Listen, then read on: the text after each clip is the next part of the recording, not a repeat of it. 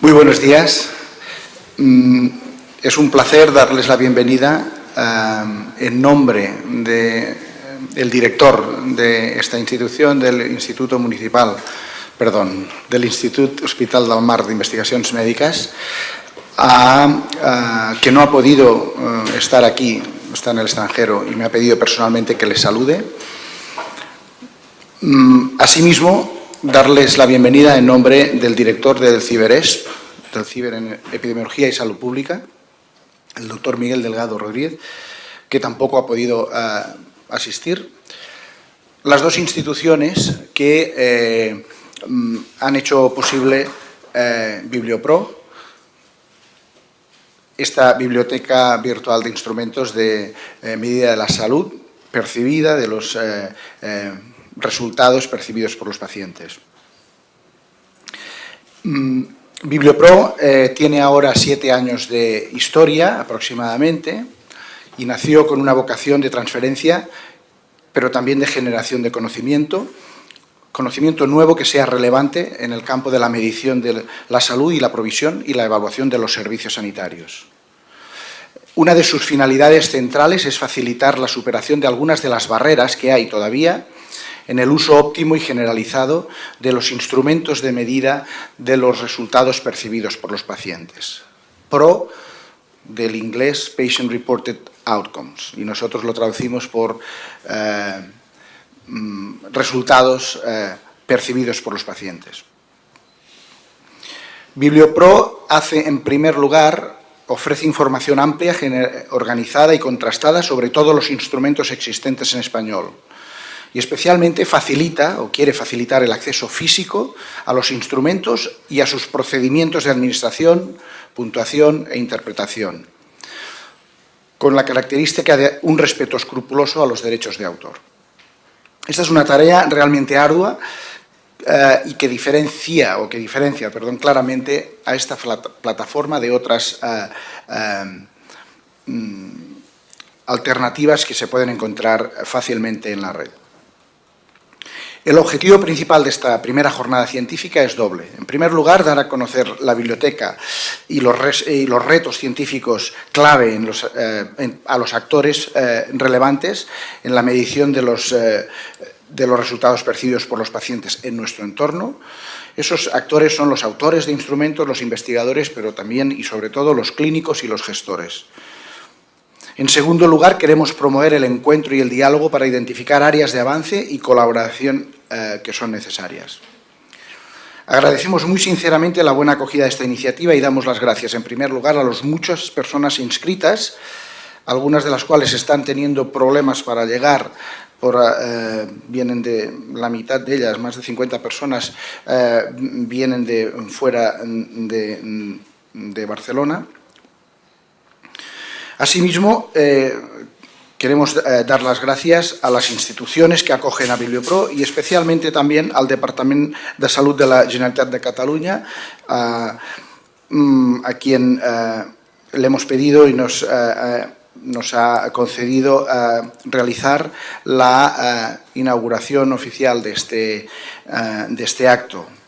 Y aquí la doctora Marta Aymerich, responsable de Investigación dentro del Departamento de Salud de la Generalitat de Catalunya, tiene la palabra y va a inaugurar esta actividad científica, la primera jornada científica Bibliopro. Gracias. Por inaugurar podría decir, y está inaugurado, pero tengo que ganarme el sueldo y tengo que decir algo más. Y por ello pensaba si me permitía solo la parte institucional o también hablaba un poco desde el punto de vista personal y al final he pensado que ambas cosas y las voy a combinar y van a entender por qué. Si empiezo por el plan institucional, hace año y pico que asumí esta responsabilidad de investigación en el Departamento de Salud y lo que hicimos fue trabajar en un plan estratégico de investigación e innovación en salud 2012-2015 y Les voy a comentar al final solo los 5 ejes en los que está planteado este plan estratégico, pero cuando preparaba esto pensaba, a ver, ¿cuántas veces sale calidad de vida en el plan? Bueno, sale 3 veces. Y las 3 veces fue mirar de dónde estaba, y está al principio, en la introducción del plan estratégico, define un poco, bueno, de qué vamos a hablar en este plan estratégico, qué entendemos por investigación en salud. Y más allá de las diferentes clasificaciones, y lo que entendemos cuando hablamos habitualmente es en investigación básica, investigación clínica e investigación en salud pública. De esto vamos a hablar. Y hay unas pequeñas definiciones de estos 3 tipos. Ya sabemos que cuando en salud hablamos de investigación básica no estamos entendiendo en general lo que se entiende por la OCDE como investigación básica fundamental, que es aquella investigación per se, sin un objetivo concreto para solucionar algo. En salud prácticamente no hay nada que sea investigación per se, porque siempre lo que intentamos es solucionar un problema de salud.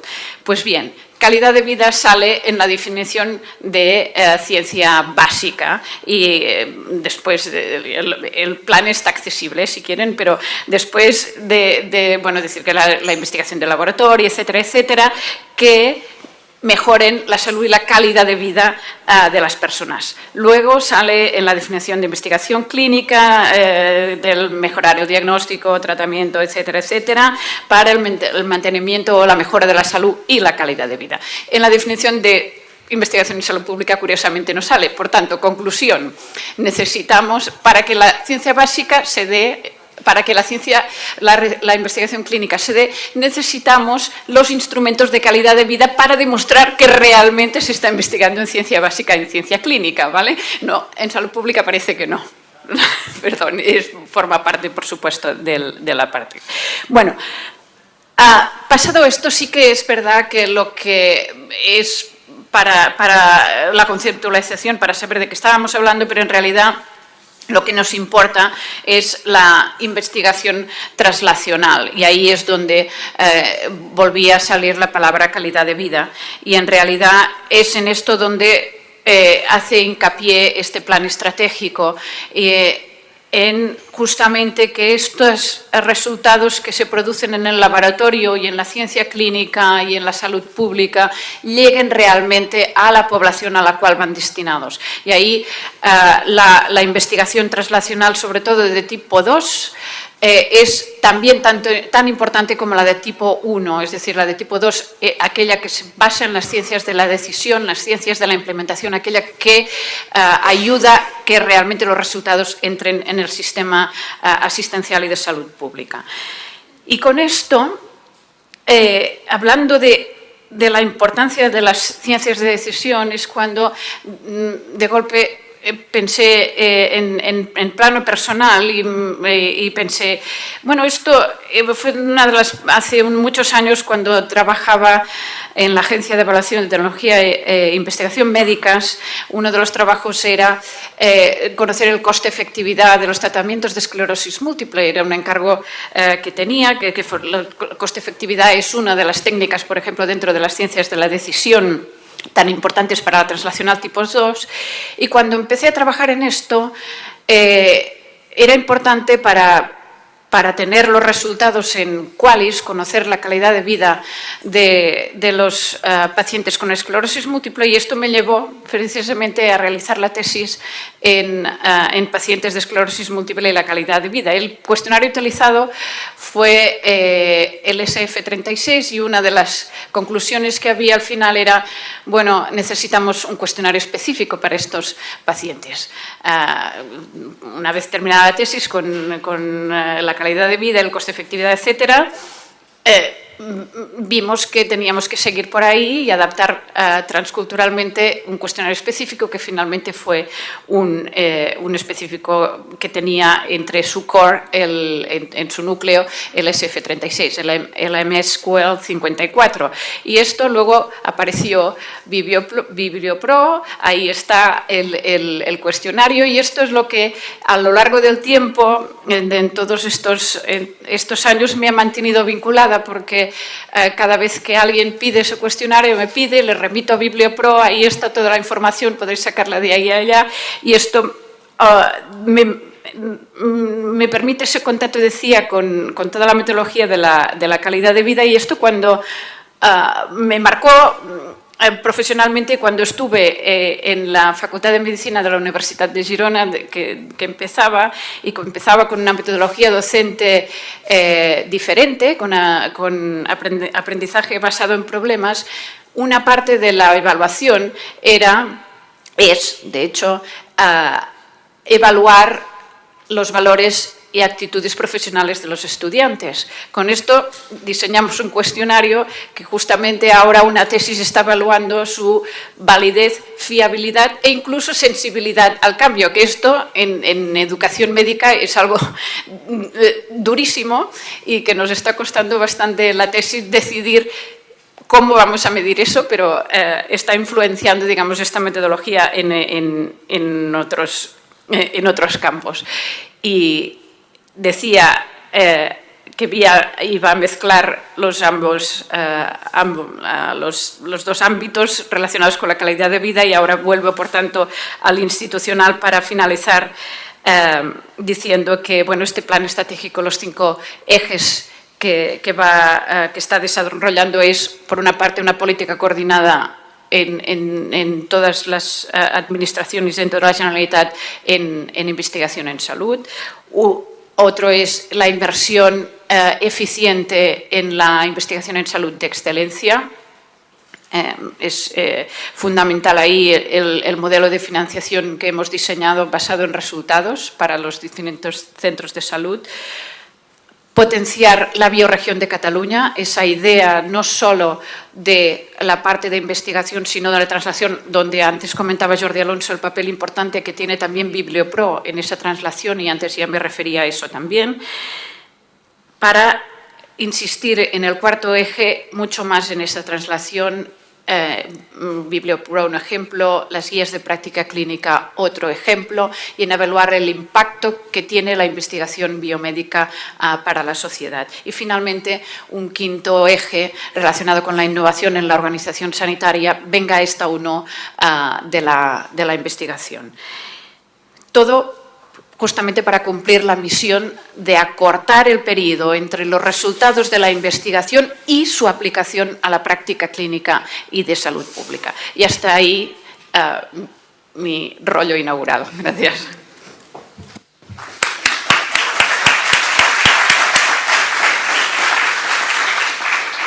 Muchísimas gracias. Es la elección también de la persona que queríamos que inaugurara esta jornada científica. Le ponemos el apellido de científica para enfatizar un poco en los elementos más de conocimiento, pero pues era una persona con la que hemos tenido el gusto de trabajar y a la que agradezco mucho que haya hecho un espacio en su agenda para venir a hacer esta inauguración. Y yo sé que tiene que ir a otra reunión y pues muchísimas gracias, doctora Aymerich, Marta. Y vamos a seguir, ahora que ya está inaugurado, vamos a seguir con la jornada. Sí, yo creo que sí.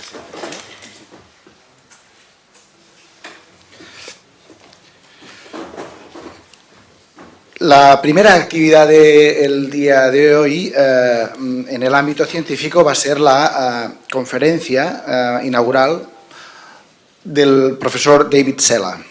El profesor David Cella es catedrático y jefe de Departamento de Ciencias Sociales Médicas de la Northwestern University Feinberg School of Medicine de Chicago. Tengo que ponerme las gafas. El profesor David Cella, ahora enseguida lo veréis, está mirando las diapositivas, es psicólogo de formación y se doctoró en psicología clínica por la Universidad Loyola de Chicago. Fue investigador postdoctoral en psicooncología en el Memorial Sloan Kettering Cancer Center de Nueva York. De vuelta a Chicago, el profesor Cella desarrolló un servicio clínico y un programa de investigación que se ha centrado en la calidad de vida y en la evaluación de resultados del tratamiento de los pacientes con cáncer. En el año 1997 se trasladó a la Universidad Northwestern y al Centro Sanitario Evanston, donde expandió su programa de investigación y desarrolló un sistema de medición novedoso, el FACIT, Functional Assessment of Chronic Illness Therapy, para la evaluación de pacientes con patología crónica diversa. Ha sido coordinador sobre el desarrollo de numerosos bancos de ítems e instrumentos de medida de los resultados percibidos por los pacientes, dirigidos tanto a la población general como a la población clínica. Y tiene un gran interés en participar en el estudio sobre la disfunción circadiana en pacientes críticamente enfermos. En la primera fase del gran proyecto multicéntrico PROMISE, Patient Reported Outcomes Measurement Information System, financiado por los institutos de salud americanos, fue el investigador principal del Centro de Coordinación Estadística y desarrolló el centro de evaluaciones a través de un software basado en la web para la administración de instrumentos y test adaptativos informatizados, CAT, Computerized Adaptive Testing.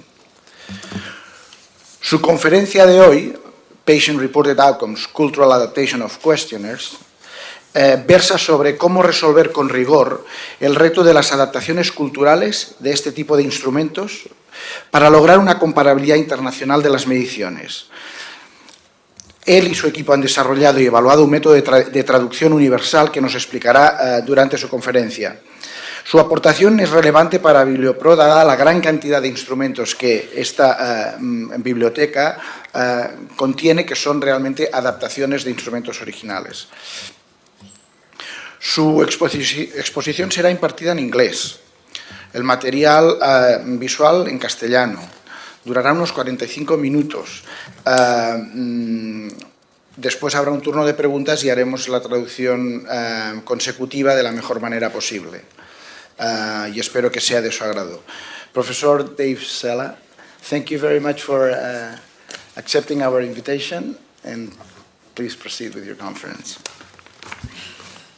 Muchas gracias y buenos días. And now English. I'm very sorry about having to speak with you in English. Thank you for your understanding. My English isn't so good and my Spanish is much worse.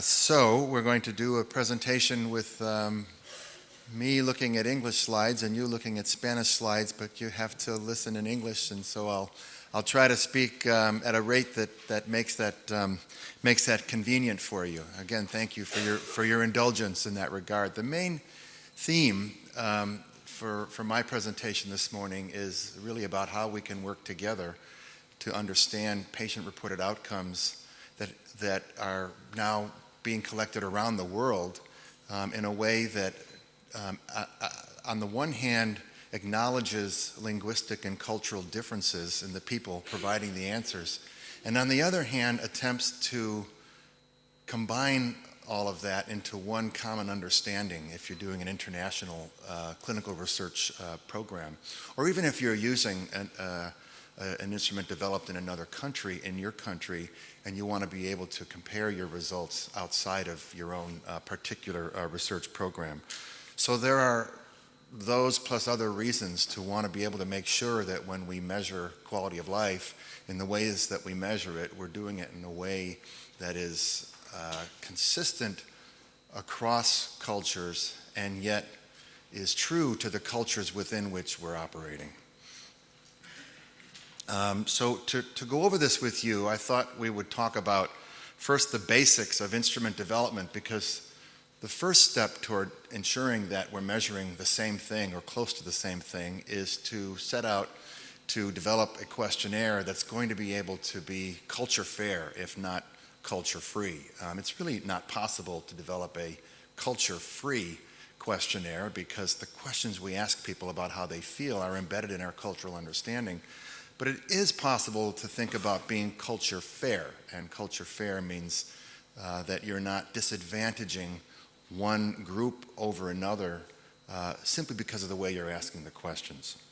And we can start to have an impact on that even at the level of instrument development, that is, building the questionnaire. So the basics are in 4 phases: item generation, item revision and reduction, changing the items and reducing the size, because usually we start with too many questions and have to boil that down. And then constructing the scale in a way that's comprehensible. And then finally, the statistical or psychometric evaluation of the results that we get after having produced and constructed and translated this scale. So these are the basics. There are several approaches that people have used to get good cross-cultural instrumentation in patient-reported outcomes. The sort of most common or sequential or consecutive approach is that a questionnaire is developed in one language or one culture and then is migrated to others through translation and cultural adaptation. A questionnaire system that I developed, the Functional Assessment of Cancer Therapy, or FACT, and the SF-36 are examples of sequential or consecutive development for the most part, although there are some exceptions. The simultaneous approach, best example being the Huqual effort, develops all the questionnaires at the same time in the different cultures, and I'll come back to that. The parallel approach has examples like the Wonka co-op charts, some of the FACT scales like FACT gastric and leukemia, and some of the EORTC questionnaires, which is the European Organization for Research and Treatment of Cancer, for those of you who might not know that organization. It's a cancer organization based here in the EU. And then there are also combination approaches where over time people have done what they can through learning and interaction to combine and not be fully sequential and have a little bit of a simultaneous or parallel process going on. So a mixture of 1, 2, and 3, which sometimes the EORTC does and sometimes we have done in the FACET system. FACET now, similar to FACT, stands for Functional Assessment of Chronic Illness Therapy, because we extended the FACT questionnaires to deal with other chronic illnesses besides cancer. So let's take each one of these a little bit one by one as a start. The sequential approach, as I mentioned, the questionnaire is developed in one language or culture and then translated or adapted to other languages and cultures. Most have used this approach. It has the advantage of being very efficient and doesn't cost as much as the other approaches. And the disadvantage is that the resulting questionnaire may be bound in the culture in which it was developed, and then it's very difficult to break out of those ties that tie certain questions to one culture or another. This is the basic diagram. So the instrument is developed in one place, in one language, through all 4 of those phases, from item generation down through psychometric testing, and then is translated. After it's been validated in this one language or culture, it's translated into different languages. In a simultaneous approach, that development occurs at all 4 phases in the language or culture in which you want to be applying it, and that can produce different questionnaires in different languages. So there's the risk right there, is that you might be developing really different questionnaires. So this simultaneous approach is really nice on the one hand because you can generate concepts that differ in one culture versus another and have them expressed optimally in the language of that culture. And it allows item content and question format to differ across the language versions. So you can literally have different questionnaires, and will have different questionnaires if you do it fully simultaneous in your approach.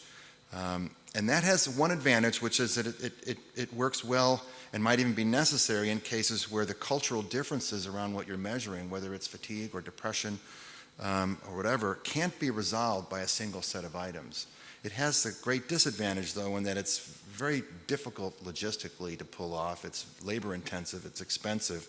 And it's possible, actually, that at the end of the day, you may end up without any common items, depending upon how that project is managed.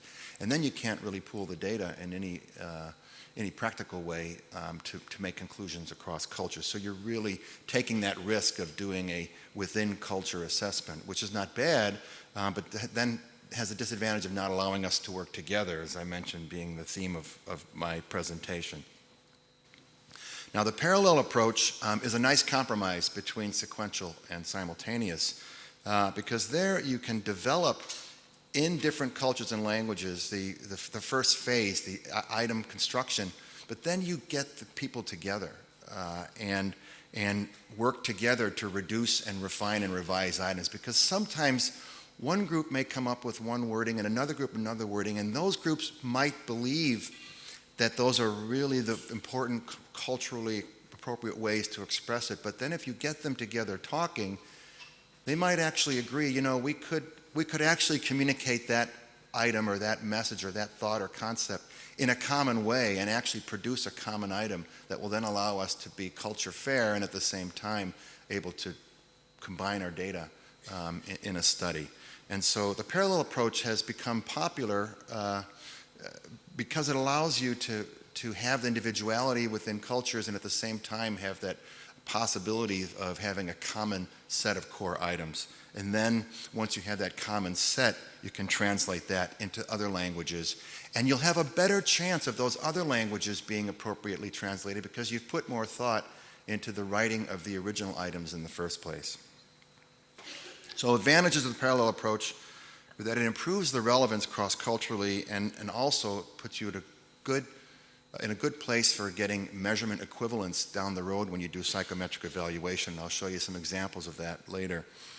You can add culture-specific items that might be unique to a given language or culture that you don't score but will improve local acceptability, or what we call face and content validity. So to people within your culture or your language, it looks like a very appropriate set of questions, and you might not score some of those that are very, more unique to your particular setting. Disadvantages of a parallel approach relative to the sequential approach is that it is more time consuming, and it starts to get challenging if you try to do this, at least in our experience, with more than 3 languages, because you're really having a difficult time to come to that common ground, to bring people together. But with 2 or 3 languages to develop it at the same time is a really good strategy, because then you have probably covered many of the issues that you should have covered even if you were doing a sequential approach, but maybe hadn't thought of because you were so bound up or tied up in your own culture. Another disadvantage is that it can be challenging if there is an overlap in the items from these different cultures. So you really want to have frequent conversations about this early and often. The combination approach is, as you would think, one that incorporates input into the initial development of the source version, even if the original is developed in English or Spanish or some other language.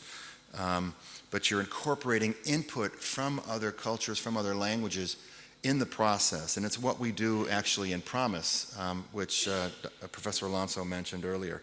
It has the advantage of being able to include concepts that are cross-culturally relevant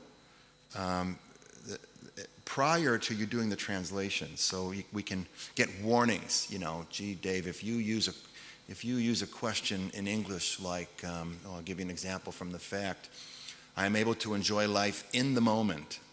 This is an expression that in the moment, at least in American English, means here and now, right now. I'm able to have a feeling of, a mindful feeling of well-being and enjoy life. And that did not translate very well. And so at the end of the day, we ended up dropping in the moment, and the item worked very well. Now, saying I am able to enjoy life, answering that question, and answering the question I am able to enjoy life in the moment, may be to some people 2 different questions. To me, it sort of is 2 different questions. Because when I think of being able to enjoy life, period, I think of how am I doing? Am I faring well? Am I able to engage in my activities and have a good sense of well-being and mood and enjoyment of that?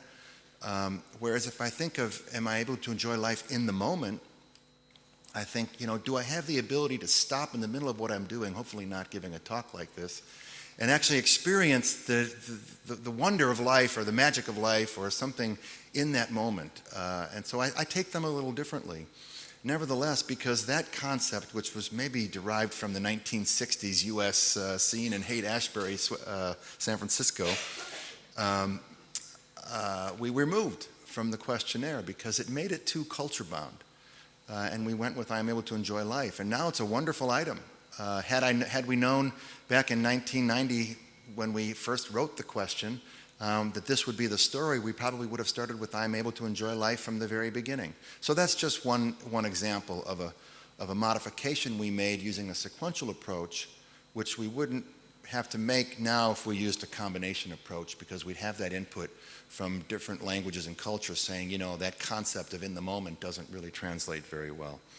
There are other examples that I can come to in discussion. So let's go back now to the basics of instrument development. We have item generation, as I mentioned, that's creating new items, revising and reducing the items, constructing the scale, and then psychometric evaluation.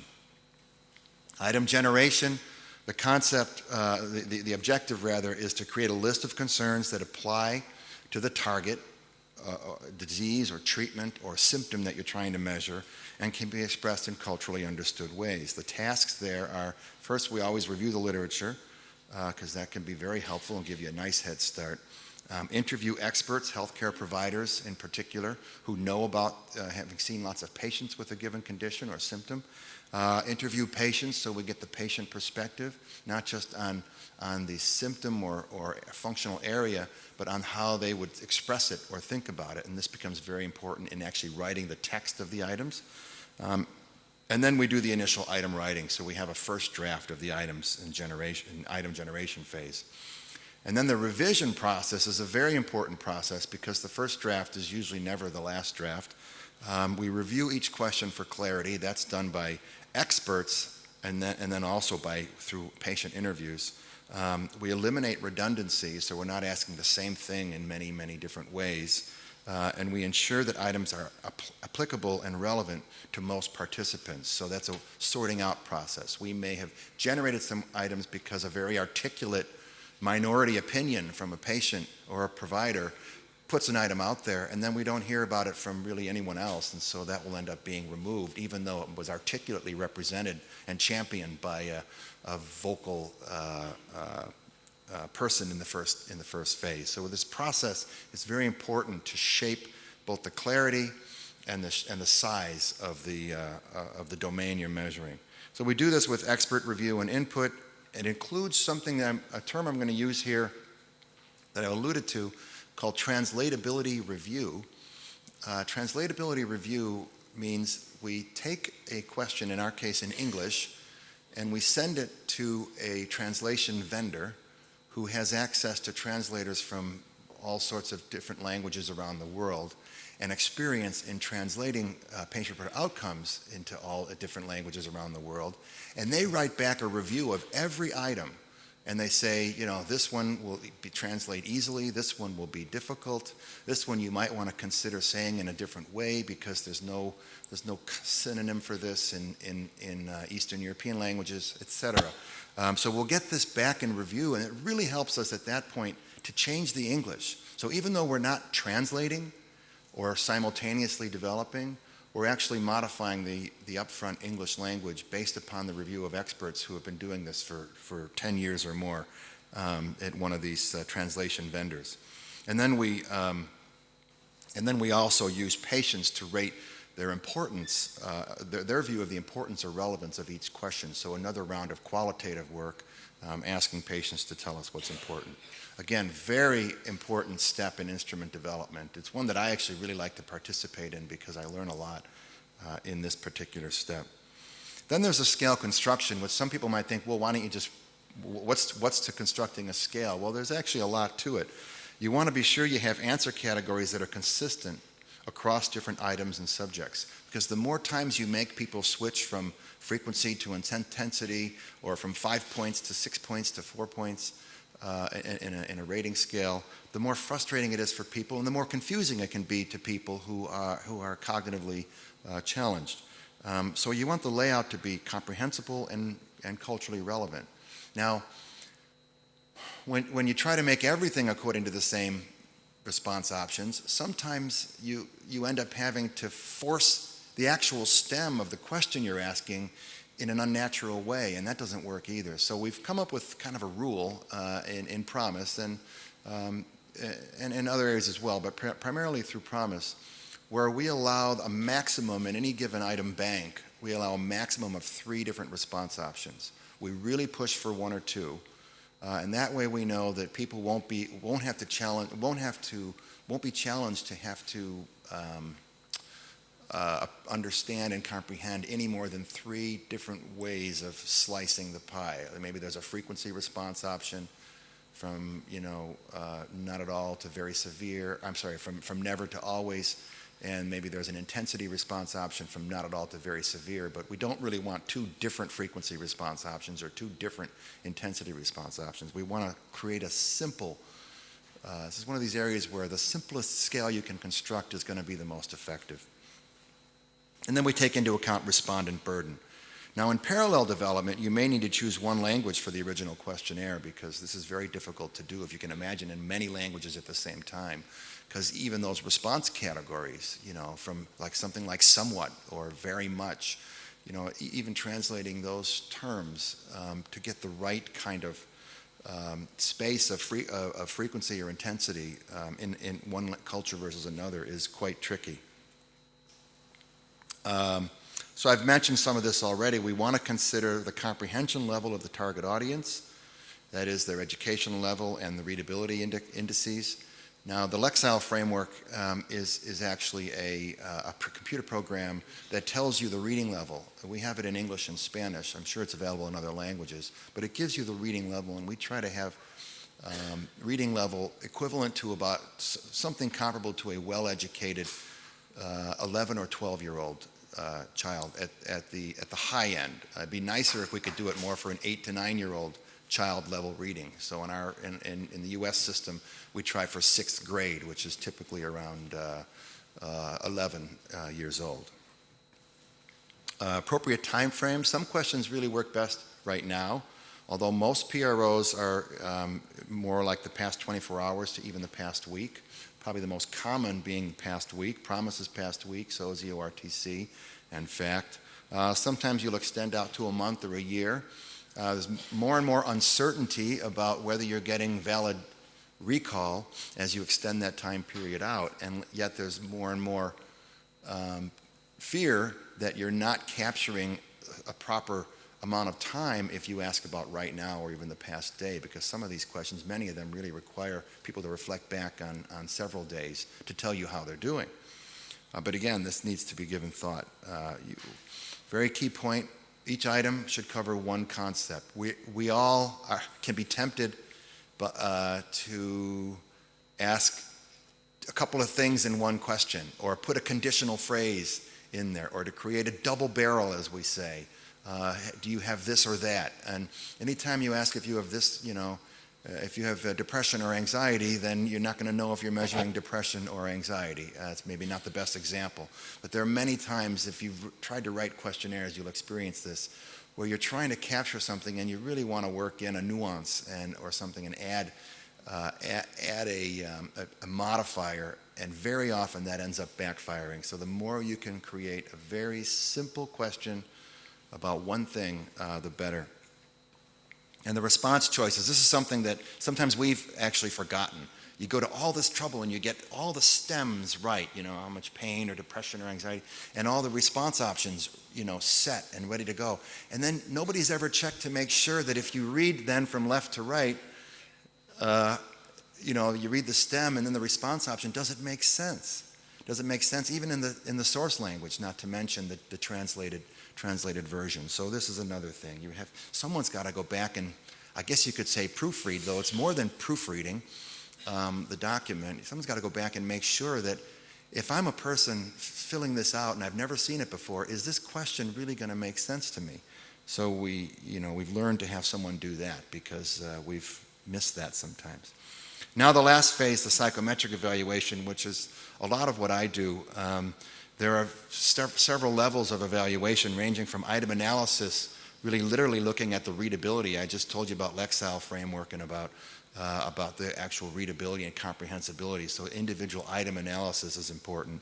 Not so much psychometric, but there is some psychometrics to it.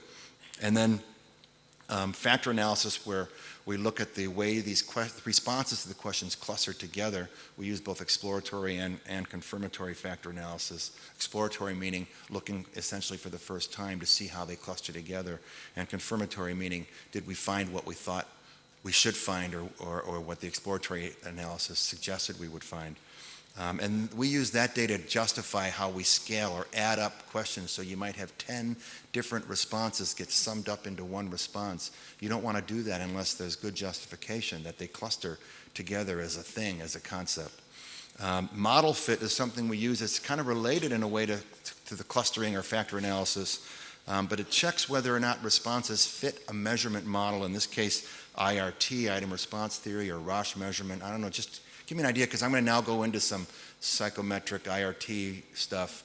How many of you are familiar with item response theory and or Roche measurement? Just want to know. So it's the minority, but a considerable group of you. Some of you, you'll be interested in this, but I really think I will address what I say to some more basic group that's not familiar with it, and be happy to have a Q&A with those of you who are more familiar with it. So what these models do is they look at the extent to which the way people respond to questions fit in our case, what we've been doing, unidimensional or single-dimensional measurement model. And each item, each question becomes a representation of an underlying thing, or what's called a latent trait, an underlying variable. It might be depression, it might be pain, it might be anxiety, fatigue. And then so each item can be understood as a representation of that thing. You can administer any set of those questions or subset of them and get a score on that one thing. And they're all banked together, and they're all calibrated using this measurement model. Calibrated in a variety of ways with multiple different programs, but essentially the calibrations tell you where on the continuum this item works well. So like if you're measuring depression, asking somebody every once in a while, I feel a little blue, or a little sad, I should say. Blue is a colloquial term, never use it in a questionnaire. I feel a little sad every once in a while. That's an easy item. Most people will say yes to that, or they'll endorse that. Whereas if you say, I've thought of taking my life in the past week, most people will not endorse that. So that's a difficult item. So the calibration tells you on this continuum, where's that question? Okay, and you'll see some plots that show these calibrations. That's one of the parameters that's calibrated. There's another one called discrimination, which tells you how well the item does, that any individual question does in differentiating people at a certain place along that continuum. They're not all equal. They don't all get added up into one thing. Some items are better than others, and some items are better than others at certain points along that continuum. That's what the IRT modeling does. I went into that because I'm going to show you some examples, and having that kind of in the back of your mind as I show you the examples may help. And then we look at things more classically defined, like reliability, both internal consistency, how they hold together when you scale them on a raw score basis, and the stability of a questionnaire. That is, test, retest reliability. You may have heard that term, but if I ask you a set of questions this week, and then you haven't, whatever I've asked you about, depression or pain, hasn't changed in the past week, in the next week, and then I ask you again next week, I should get the same score. That's reliability. That's stability, that form of reliability. And then there are various types of validity: concurrent validity, both convergent, meaning does it agree with other questionnaires of the same type, and divergent, does it disagree with or not correlate with things it shouldn't correlate with. So we look at that. We also look at whether it separates known groups, and something you could call criterion validity. And then, of course, responsiveness to change being a very important aspect, because most of what we do is looking at whether or not things change meaningfully over time. So now I'm going to skip this slide. I'm sorry about all the text, and I really apologize to the poor translator who had to translate all these things, especially since I'm skipping over it. But this translation effort that we do is actually this is really just a wheel to represent how vast the effort is. Lots of reviewers, editors, translators, project managers who pull together these international translations of these questionnaires. It's quite a profound effort that has to be centrally managed so that we come up with a coherent set of translations. This is a set of steps that are done just to show you that it's not sending it to your computer program or to Berlitz and they send back a quick translation. We actually have, starting from the source document, we have, next. there we go. Starting from the source document, we have 2 forward translations. And then if you go down, we reconcile those forward translations, do a back translation, compare the back translation to the source document. Then it goes through another round of reviews where we finalize what we think is the translation, but you can see we're not done. Then we harmonize that with other translations, format and proofread. That's where the proofreading comes in again. You'd be surprised how many problems get picked up by proofreading. We pilot test.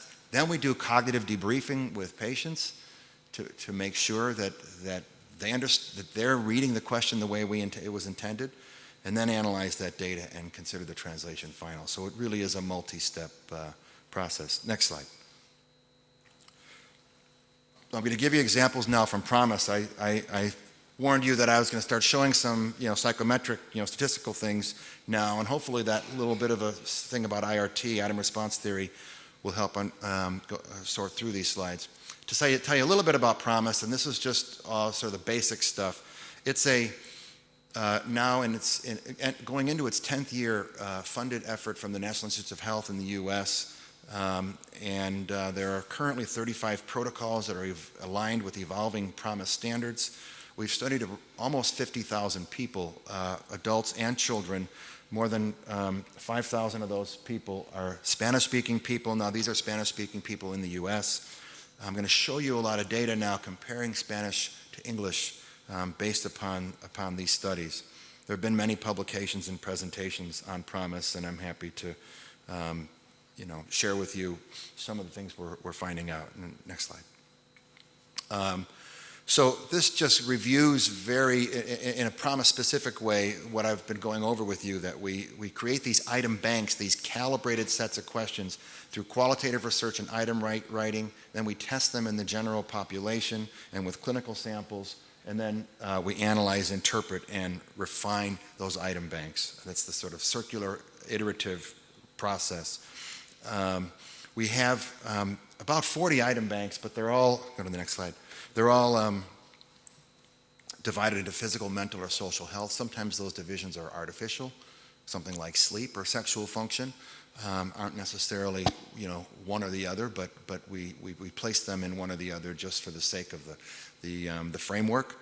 But the physical health domains are sorted into symptoms and function, mental health into affect, behavior, and cognition, and social health into relationships and function. Now, the PROMIS metric is the T-score with a mean of 50 and a standard deviation of 10. That's very helpful. Now, these are all referenced to the U.S. general population, and one of the things we'll be talking, with Professors Alonso and Valderas and others will be in migrating this PROMIS activity into other languages and cultures, coming up with country-specific norms. But right now we have norms that are based upon the U.S. general population with a mean of 50 and a standard deviation of 10.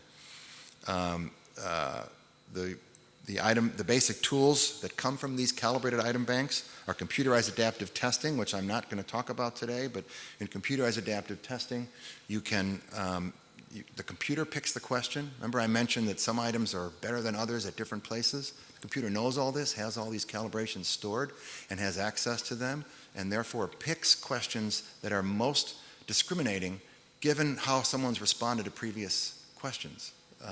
And that shortens tests to something like 5 or 6 questions per bank, as opposed to the usual 10 or 20 that you might see in a questionnaire. We also have fixed length forms by domain, usually 8 to 10 items long, although we have health profiles, which I'll show you an example of 29, 43, and 57 items long. And there's a global health index of 10 items that's very similar to the SF-12 in its concept and scoring approach. This is the profile. We capture 7 domains across mental, physical, and social health: anxiety, depression, fatigue, pain, sleep, physical function, and social role function. You can have 4-item short forms, 6-item short forms, or 8-item short forms for each of them, creating 28, 42, and 56-item short forms. We add to that the 0 to 10 pain scale, a numeric rating scale, creating the PROMIS 29, that is 28 plus 1, or the PROMIS 43, or PROMIS 57. And And the Promise 29 has become quite popular as a sort of a alternative, if you will, to the SF-36, to give you some sense of reference, although these are IRT scored, SF-36 is not. Next slide. So now I'm going to show you data and run through some examples, and then we'll conclude and have a discussion. So all the data I'm going to show you are from a sample of 4,300 Spanish-speaking people comparing to historical English calibration and reference data. And we targeted 2,500 adults and got a bit more than that. You can see the completed column is always a little bit more than what was targeted.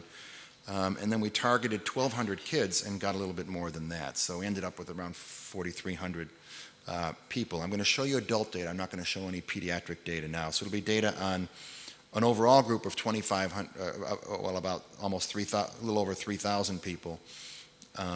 But sometimes it's a subset group because of the nature of the analyses. So before we did these analyses, we specified to ourselves a few priors, if you will. One was that we would use the English calibrations if possible. And the reason for that is, as I was saying earlier, if we can harmonize the results, if the calibrations, that is how difficult an item is, or where it is on the continuum, or how discriminating it is, if those are not different in English versus Spanish, although we do the calibrations in Spanish, we also do them in English, but if they're not different, we prefer to use one set of calibrations because then you can pool the data with better justification. Pooling data scored through different calibrations would be more problematic.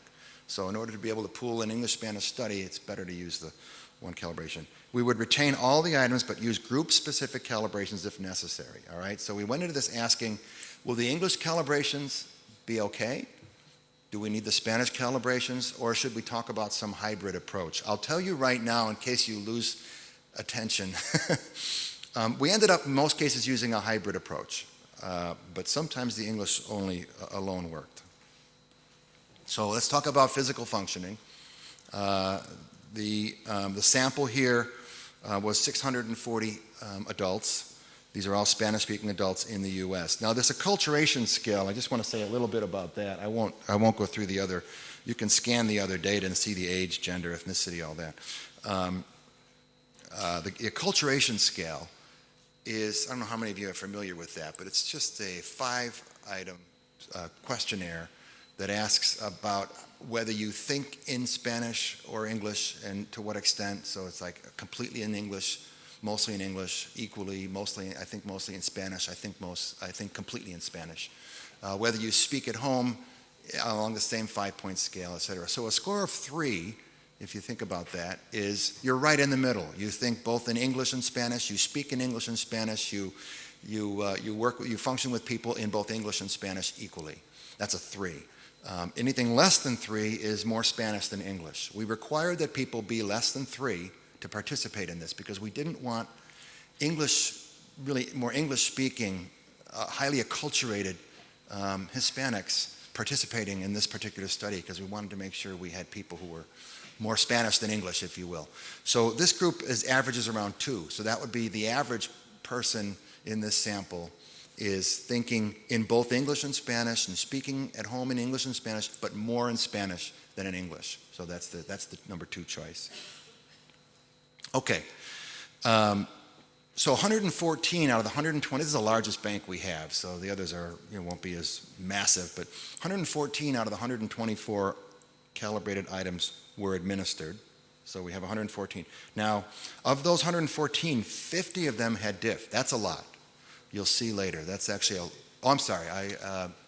Jose's reminding me, Jordy's reminding me to tell you what diff is. I didn't mention that. So differential item function, or diff, is a reference to, remember the calibrations, right? So in English, each item is likely to be endorsed, more or less likely to be endorsed, depending upon how easy or difficult it is. Remember that depression example? I feel sad versus I've thought about taking my life. So they're all calibrated in English. Then we calibrate them in Spanish, same way. If we find that the calibration in English is different than the calibration in Spanish relative to all the others, that's called differential item functioning. And that's not good. We want them to function in the same way. So diff is, well, I shouldn't say diff is bad. Diff is interesting more than anything else. To a scientist, right? Things that are bad are really interesting. But it's, in terms of pooling measures, it's not a good thing. We have to be careful. Best example of diff, because all of this I'm going to show you now is about diff, so it's good to know, is crying and gender in depression. So many of us, not just PARMAs, but many groups, have shown that when you have a depression questionnaire asking all the different symptoms and signs of depression, and you compare men to women on item calibrations, a question about crying easily or crying, without provocation is not a good question when you're pooling data from men and from women in a depression item bank, because women culturally, I think it's true in Spain, I know it's true in the US, women culturally are more comfortable or it's more acceptable to cry, even if you're not depressed. For many men, if you cry, it's a sign that you're weak, it's a sign you're depressed. And so when you put a question about crying into a depression instrument, a man is not likely to say, I'm crying easily, until he's very, very depressed. And a woman might say it and she's not depressed at all. So you might then judge women as more depressed than men simply because they're crying more easily, but it's got nothing to do with depression. It's more about culture and what's acceptable. So we remove that crying question from a measure of depression when we're going to be comparing women and men, because it doesn't work very well when you pool women and men. It's unfair to women in this regard that it makes them look more depressed than they really are. That's an example of differential item function. So we don't want to be using, if there's something that disadvantages an English or Spanish-speaking person relative to one another in physical function, and there may be 50 of them, then we don't really want them factoring in. Now, what I haven't said is that many of those 50 is very small diff. 640 people. It's one of these things in statistics where the larger your sample size, the more you'll find, because we use p-values. So there's a lot of diff, but most of it, as you'll see, doesn't really make that big of a difference. But it's there, and we should know about it. Does that make sense? Yeah? Okay. So now we start to look at some data. So on the left is with all of the items.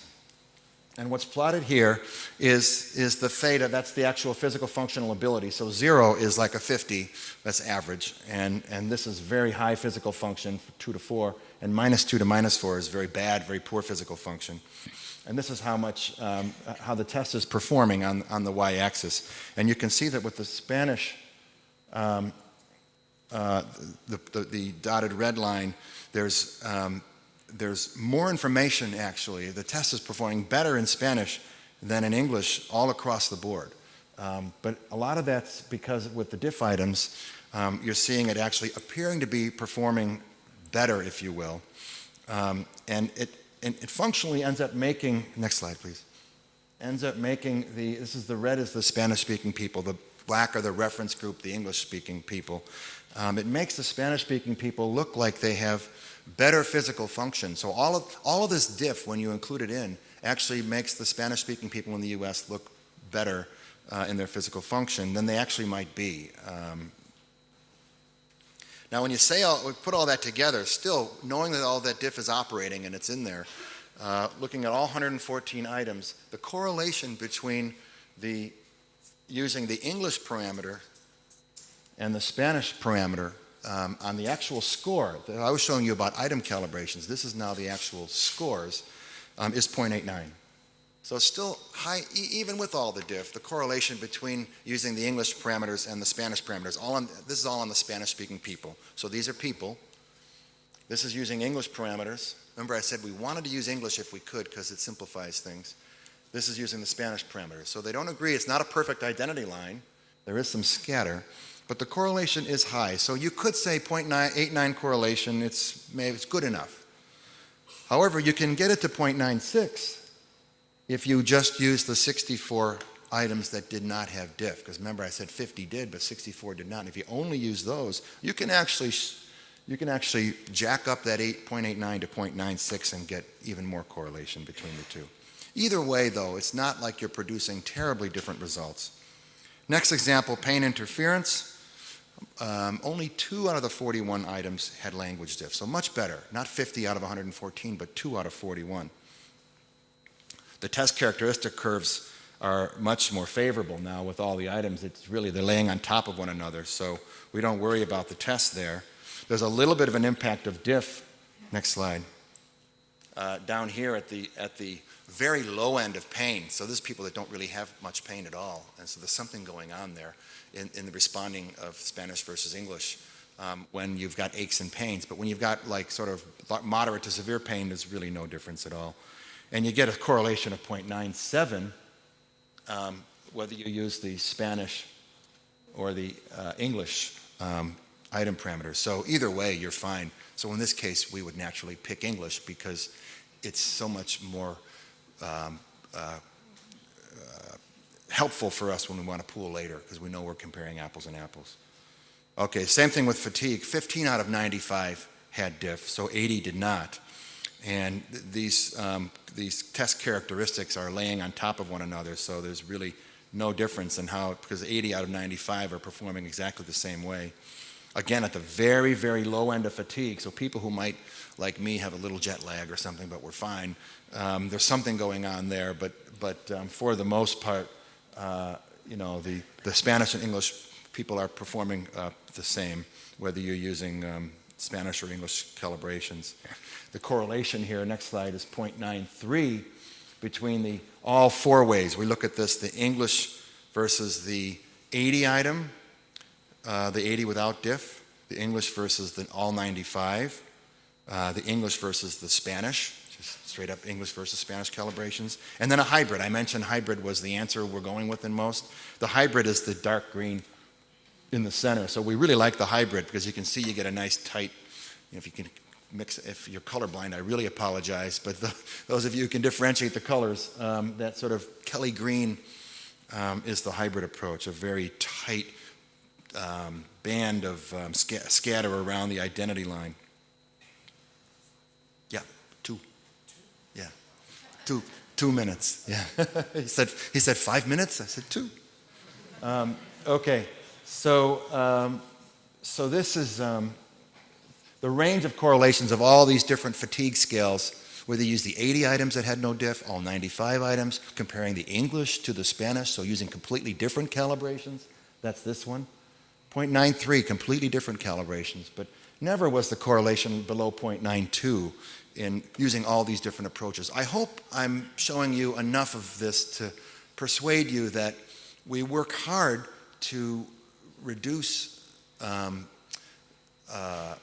cultural deviations between English and Spanish, in this case, in the actual delivery of the questions and translating of the questions. Once we have data from English and Spanish, we go back and compare and say, at the end of the day, how did it actually perform? That's what this is.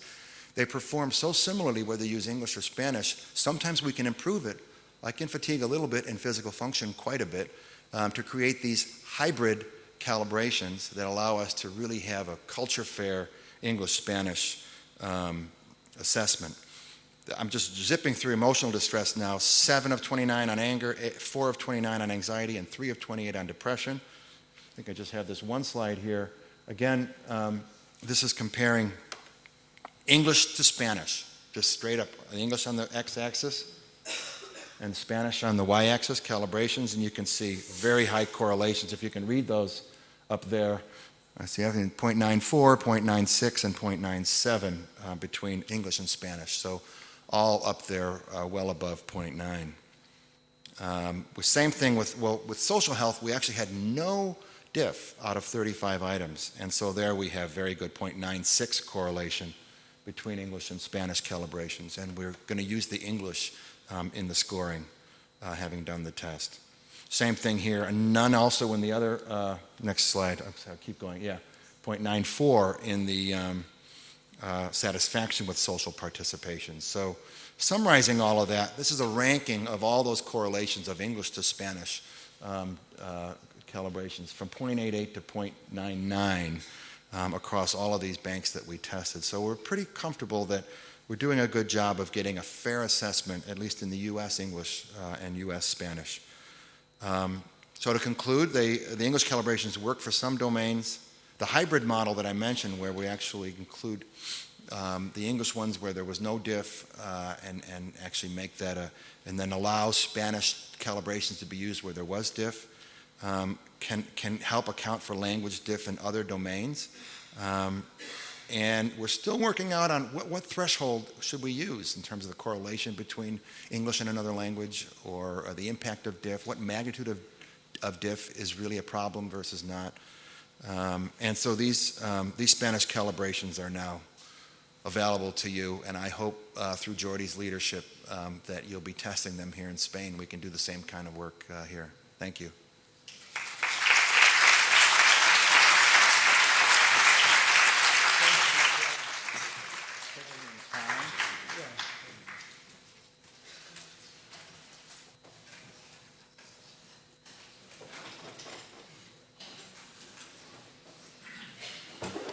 Muchas gracias, profesor Dave Cella. Yo creo que después de esta conferencia en Spanish English Acculturation, the audience is getting closer to a 2 than before. So, muchas gracias por el esfuerzo. Sé que las diapositivas daban alguna idea, pero el profesor Cella ha explicado más cosas de lo que había en las diapositivas y creo que algunas son interesantes. Por favor, tenemos un turno de 20 minutos como máximo de preguntas. Hay micrófonos y lo que haríamos es hacerlas en castellano si queréis, las traducimos rápidamente y hacemos un poco de brevedad en las preguntas, por favor.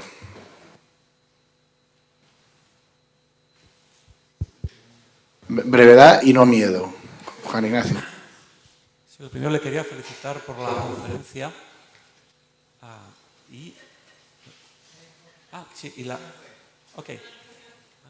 y la duda es, quería preguntarle, aquí en Europa hay diferencias entre el norte de Europa y el sur de Europa, donde estamos nosotros, en aspectos como la información que se da, el papel de la familia, el tiempo que la familia dedica al paciente y el papel que hace entre profesionales y pacientes.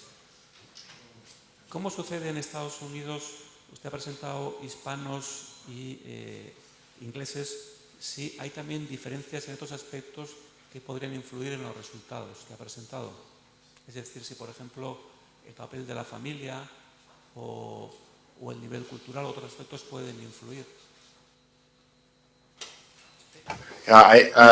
Thank you, Jordi, for translating. If I didn't hear it correctly, then we can adjust.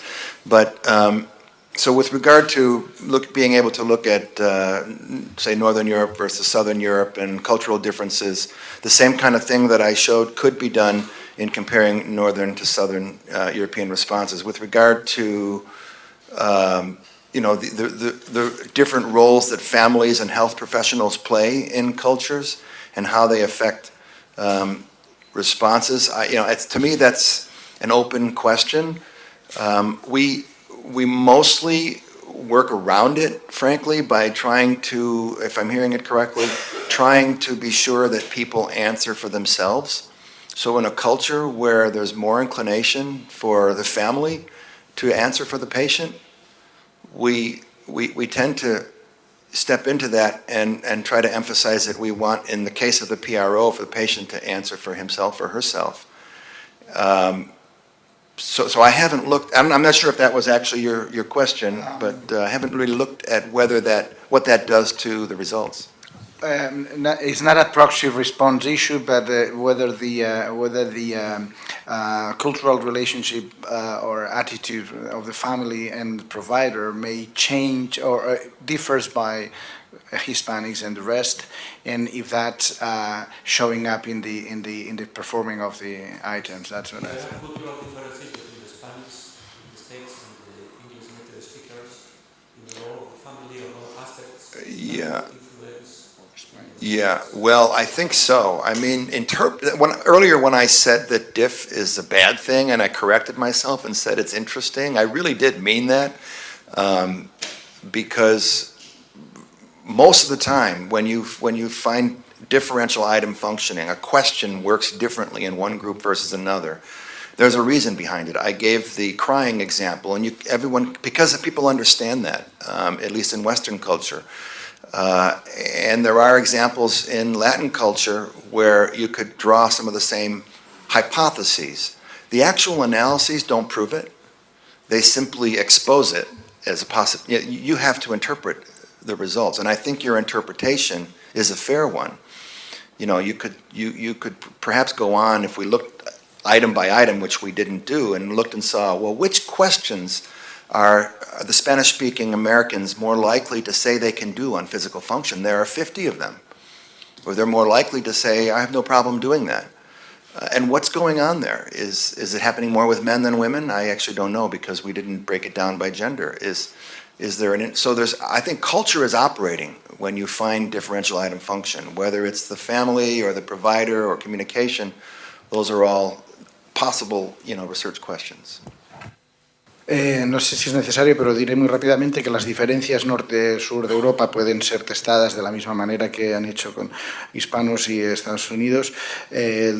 Insisten en no usar respuestas por próximos, o si utilizan próximos o familiares, en pensar en el propio respondiente.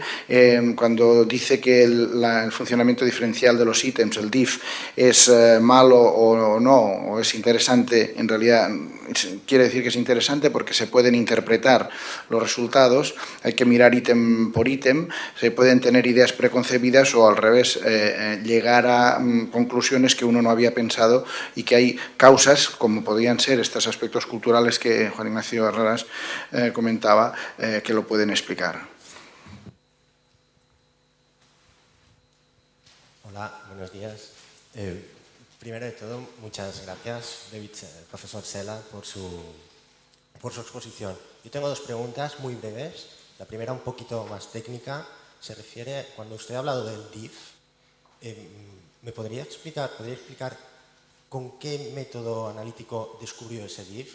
Lo digo porque hay diferentes programas, diferentes aproximaciones, cada una diferente, y pueden indicar diferentes programas. Winsteps utiliza T-scores, RUM el 2030 utiliza la aproximación de Bob Ferroni, la significación, o Conquest utiliza incluso Mantel-Hansen Methods.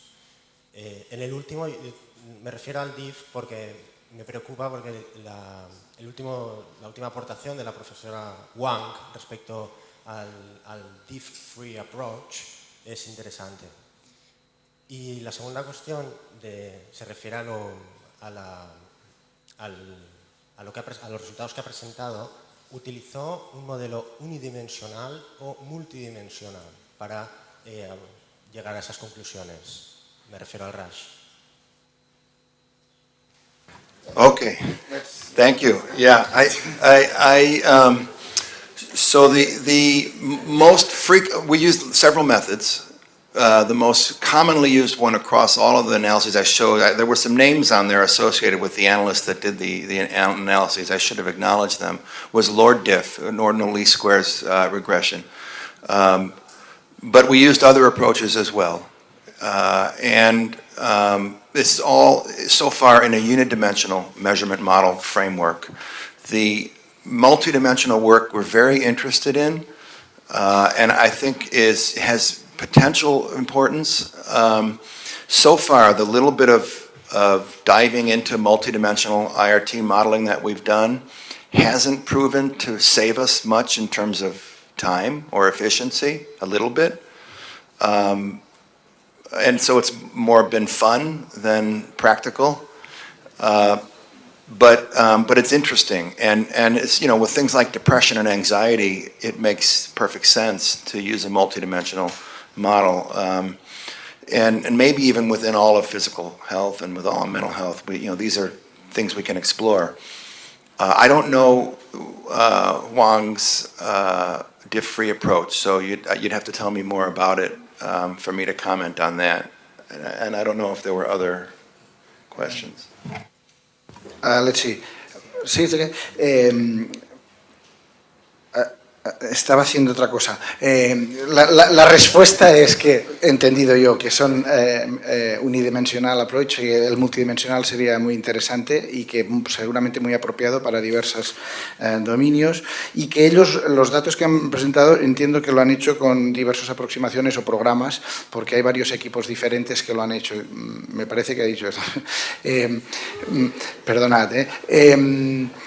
Al hacer la pregunta, por favor, presentaros brevemente el nombre y la institución. Quizá puedes decir Juan Ignacio Arrarás, Pamplona, digamos.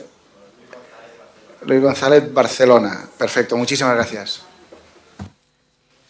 Judith Garcia from Barcelona. I have a question regarding to your message for when you have this problem. It's not clear to me if you are suggesting to get rid of the items that have definitional item functioning related to culture or not, or to have different items in different cultural versions of the PRO.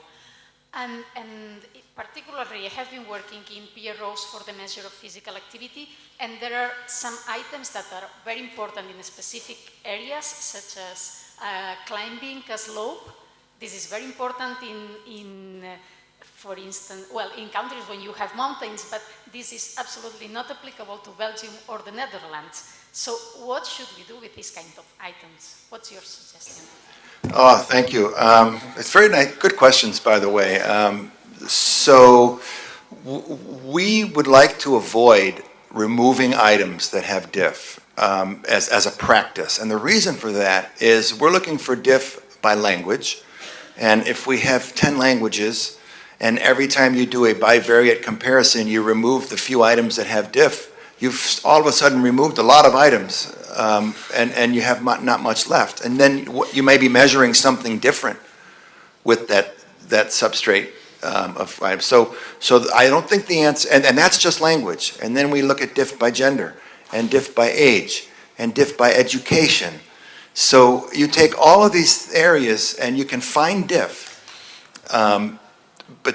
But dealing with diff by removing the items is not a long-term solution for large-scale research, certainly not for international research. So it's not what we're trying to do. What I tried to show here was that if we went ahead and said we're going to keep items that, of course we'll keep items that don't have diff, but with the ones that do have diff, we can justify, for the sake of pooling, knowing that there's some individual person measurement problems, and be careful about that, we can justify group sums for pooling based upon the high correlations and the performance of a much more simplified approach, which is, in this case, the English calibrations, and sometimes a hybrid. Then I'll come back to hybrid. Then that's what we recommend. Was that, because I don't think I was clear about that, you're right. Then the other thing about there's another question you raised, which is very important, and I think is maybe even more important once we get the base set.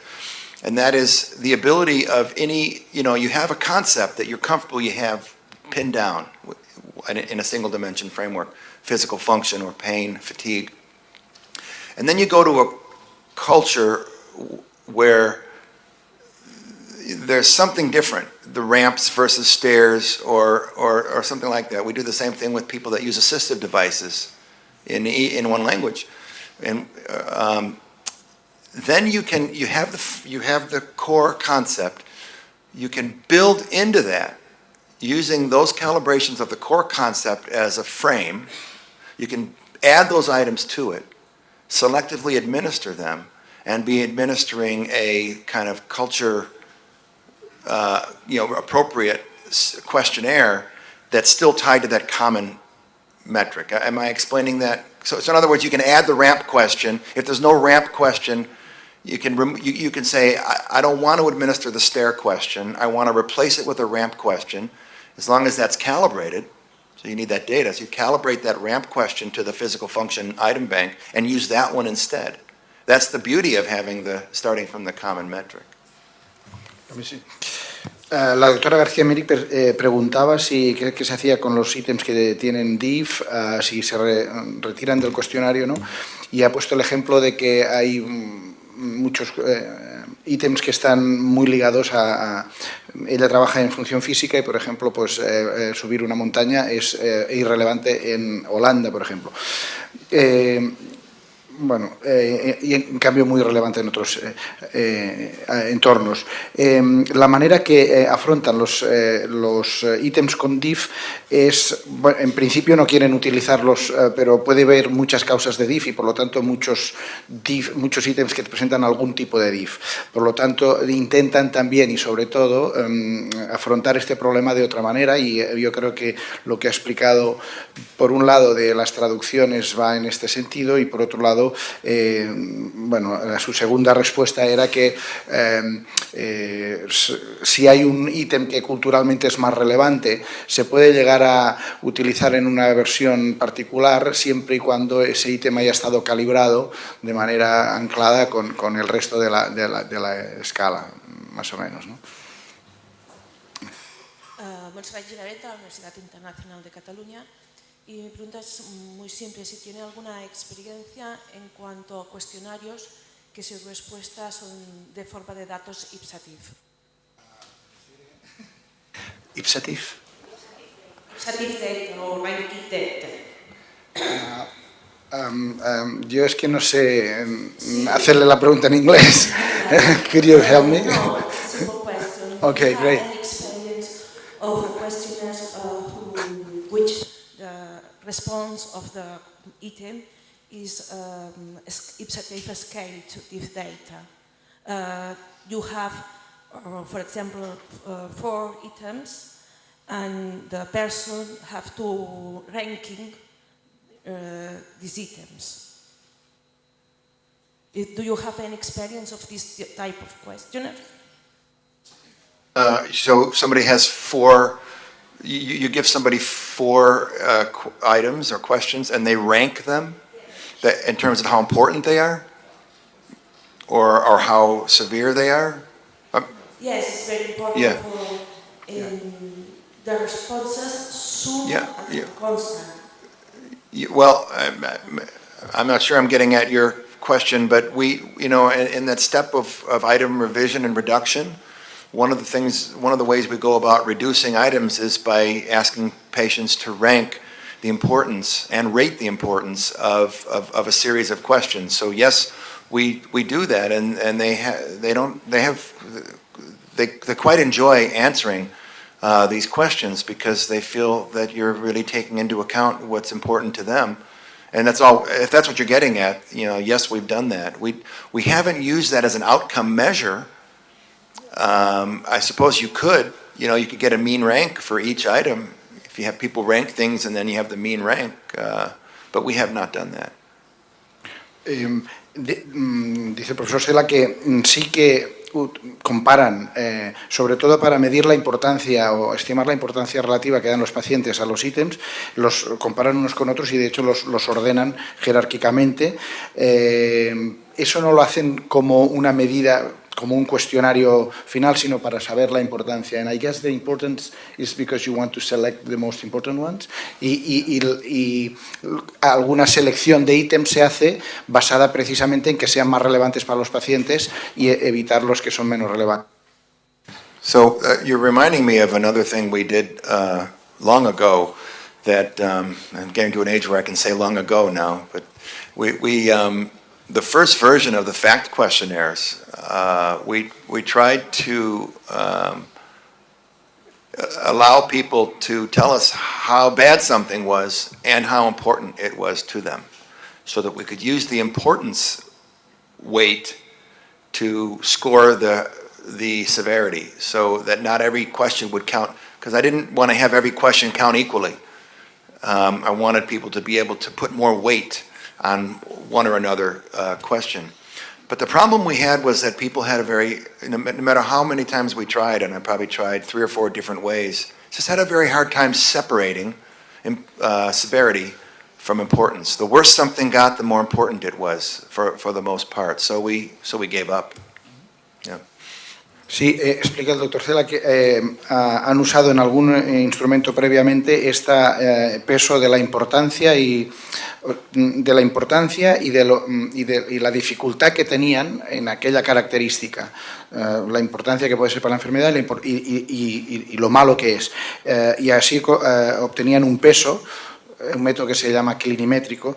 Lo que pasa es que sí que se han dado cuenta o se dieron cuenta de que tiende a ser muy difícil distinguir ambos conceptos y, en todo caso, la manera de calibrar los ítems en esta fase nueva es diferente. Hi, my name is João Forjas. I work at Madrid, and my question is about the number of response options. I think you said that you usually tend to use 2 or 3 response options, is that right, on your questions? And 5, okay. Now, my first question is for the CAT. Does your CAT system allow more than dichotomous items? Because some programs do not allow. And then the other question is, it's true that the simpler the response option is, it makes things more simple for the patients, but also usually it requires you to have more items so that you can have all your constructs spanned. How do you solve that on CAT and out of CAT? Thank you. Thank you. So we are using polytomous items. So the software we're using polytomous as opposed to dichotomous. Apologize. So we don't have any. I mean, we have CAT. Our CAT software is multi-response option, not dichotomous, and we experimented with everything from 4, because there's been enough literature to show that if you give people 3 options, you're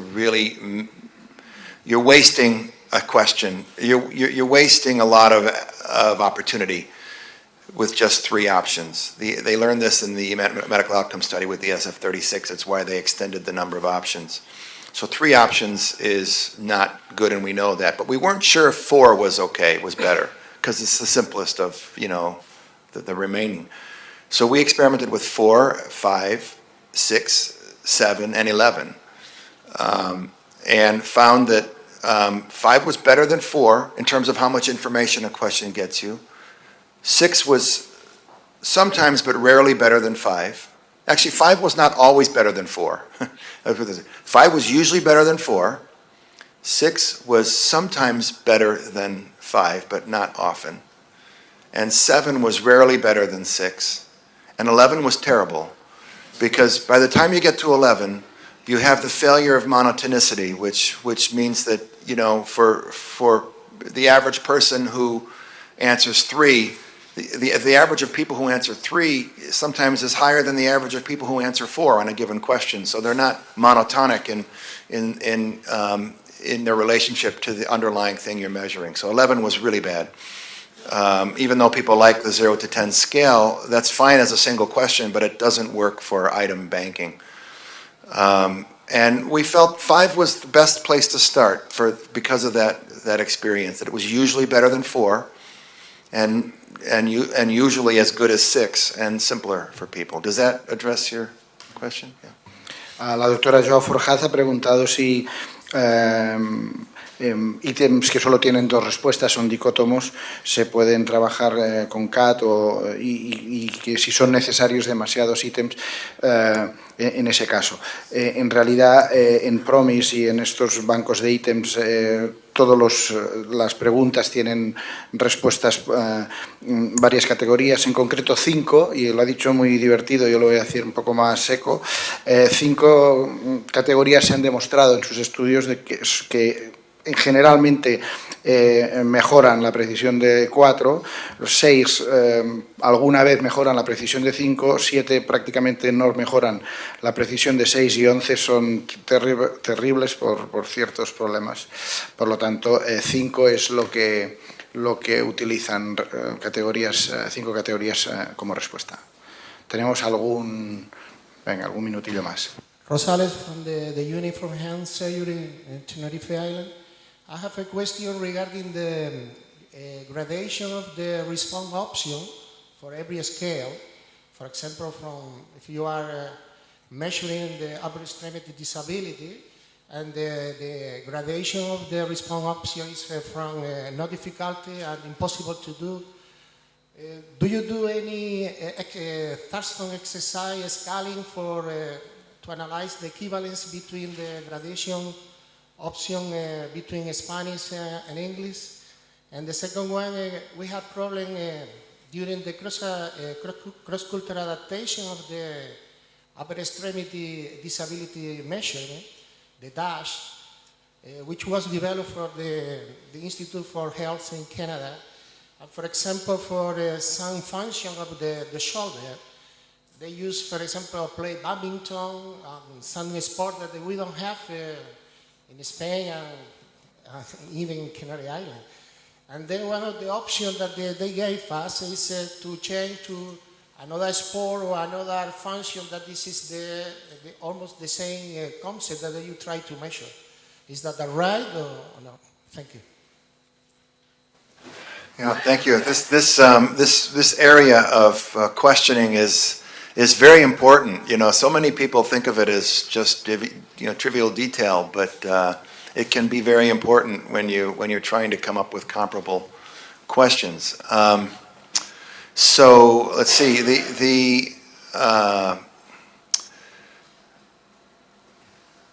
First, I should say it's not really directly answering your question, but it's, I think, important background. Because we are using item response theory scoring, and we're calibrating these items to a measurement model,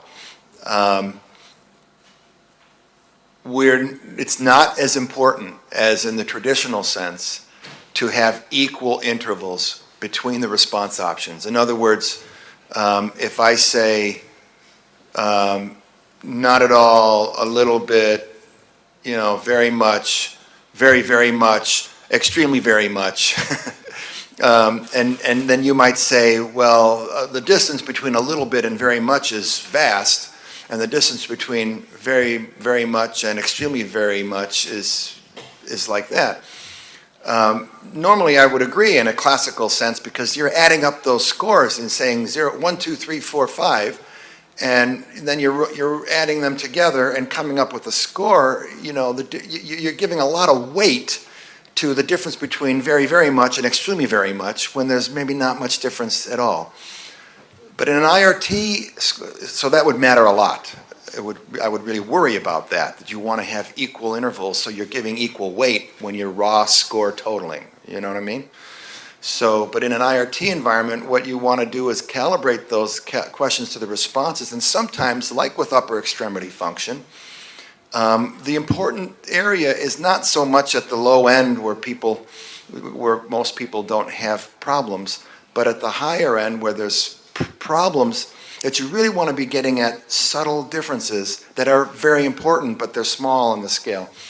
So the most important thing in IRT modeling is that you have enough responses in each option, not that they're equally different, because the model will work through that.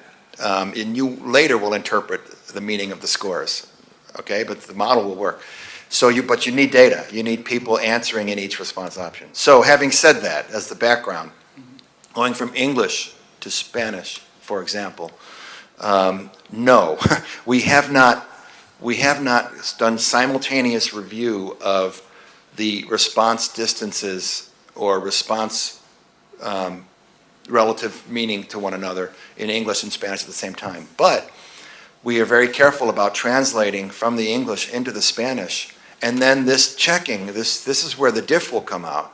So diff may be interesting culturally, as we said earlier, but it could also be a sign that there's a bad translation on a response option. So it's like a check, that will come back. Of course, we try to get it right in the first place, but the diff analysis helps us to check that. It's one of the reasons that you might get diff. Now, as for whether I agree with replacing, content, yes, but it really should be tested. So, I mean, yes, I do agree that it makes sense to do that. It doesn't make sense to ask about badminton if nobody's ever heard of badminton, in your country. So, yes, I would replace it, but then I would test that item, again, being able to look at diff. And that's, again, where diff can come in.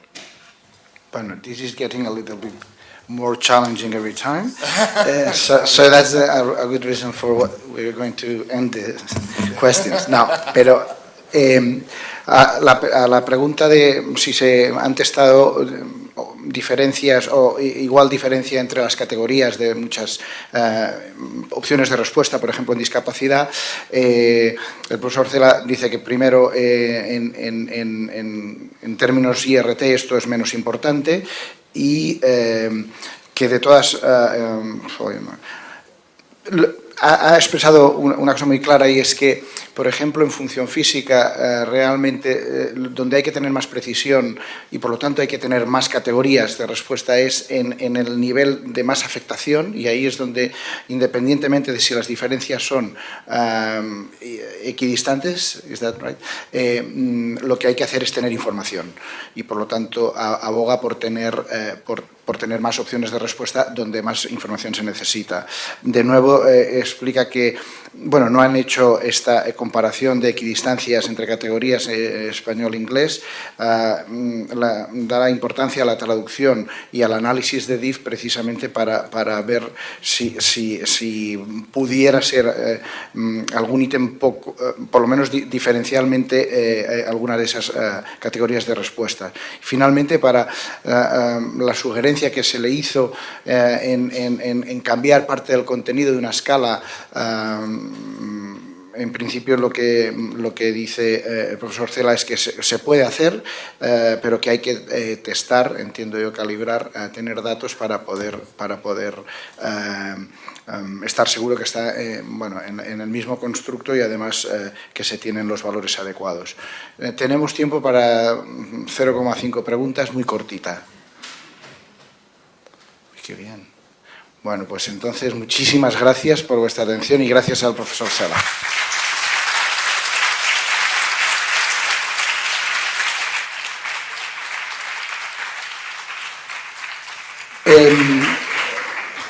A las 12 empieza la mesa redonda Bibliopro en esta misma sala. Tenemos algo de coffee afuera. ¿De acuerdo?